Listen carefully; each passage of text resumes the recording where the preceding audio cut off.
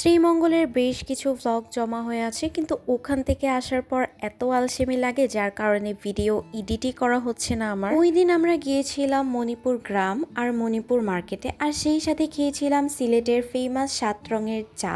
Hello lovely people, I hope তোমরা সবাই অনেক অনেক ভালো আছো। সেদিন আমরা গিয়েছিলাম লাওয়াছড়া জাতীয় উদ্যানে, বাট এখানে একটা রেল লাইন ছাড়া ওইরকম আহামরি দেখার মতো কিছুই নাই, এই কারণে আমরা ওখানে যাইওনি। এরপর আমরা চলে গেলাম হচ্ছে রাবার বাগানে। রাবার বাগানে বেশ কিছু টিলাও ছিল। আমি আর আমার হাজবেন্ড তো লিটারেলি দৌড়ায় দৌড়ায় টিলাগুলোর উপরে উঠে যাচ্ছিলাম। আর টিলাগুলোর একদম উপরে উঠে গেলে না, এক সাইড দিয়ে পুরো চা বাগানের ভিউ দেখা যায়, আর এক সাইড দিয়ে হচ্ছে রাবার বাগানের ভিউ দেখা যায়। এই জায়গাটা তো আমার কাছে অনেক বেশি ভালো লেগেছে। এখানে কিন্তু আমি অনেক পিকচার্স অ্যান্ড অনেক ভিডিওসও করেছি, সেগুলো হয়তো পরে কখনো আমি আস্তে আস্তে আপলোড করে দিব। আমাদের পিকচার্স তোলার পর এখানে আমি ভাইয়াকেও কিছু পিকচার্স তুলে দিচ্ছিলাম। এরপর আমরা চলে গেলাম মণিপুর মার্কেটে। আমরা কয়েকটা দোকান ঘুরে ঘুরে দেখছিলাম যে কি কি কালেকশন পাওয়া যায় এখানে। আমাদের রিক্সাওয়ালা মামা বলল যে ভেতরে আরো একটা বড় গ্রাম আছে, যেখানে গেলে হয়তো আপনারা আরো ভালো ভালো কালেকশন গুলো পেয়ে যাবেন। তাদের মণিপুর গ্রামে গিয়ে তো আমরা অনেক বেশি অবাক হয়ে গিয়েছিলাম। এটা ছিল মেইনলি একটা শাল,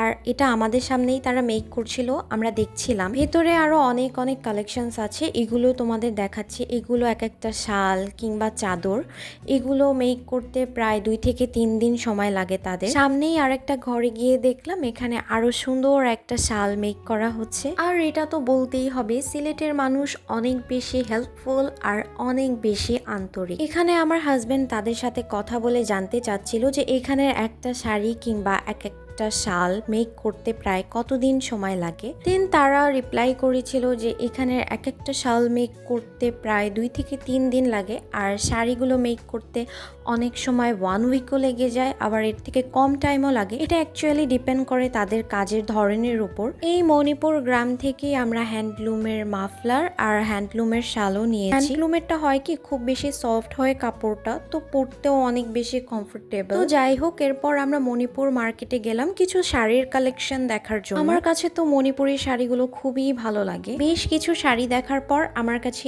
এই 3টা কালারের শাড়ি বেশি ভালো লেগেছে, বিশেষ করে গায়ে ধরার পর অনেক বেশি সুন্দর লাগছিল।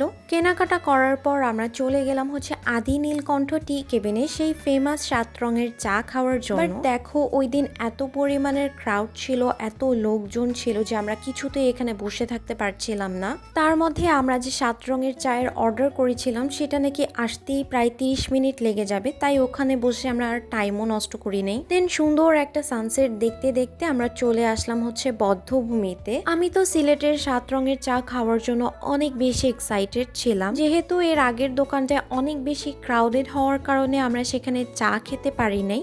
তাই রিক্সাওয়ালা মামাই আমাদের মেইনলি এই জায়গাটা সাজেস্ট করে। উনি আমাদের এই জায়গাটায় নিয়ে এসে বলে যে এখানেও 7 রঙের চা পাওয়া যায়, আপনারা চাইলে এখানেও ট্রাই করতে পারেন। দেন এখানে আমি একটা দইও নিয়েছিলাম আর সাথে 7 রঙের চা। আমার হাজবেন্ড এখানে গুনে গুনে দেখছিল যে চায়ে 7টা লেয়ার আছে কি না। And to be very honest, এটার টেস্ট যে খুব আহামরি অনেক ভালো ছিল সেটা আমি বলবো না। এটা শখের বসে জাস্ট একবার ট্রাই করার জন্যই এনাফ। সারাদিন ঘোরাঘুরি করার পর আমরা অটোতে করে পৌঁছে গেলাম হচ্ছে আমাদের বাংলোতে। আজকের ব্লগটা আমি এখানেই শেষ করছি। হোপফুলি খুব তাড়াতাড়ি তোমাদের সাথে আমার নেক্সট ব্লগে দেখা হয়ে যাবে। সো আজকের মতো টাটা।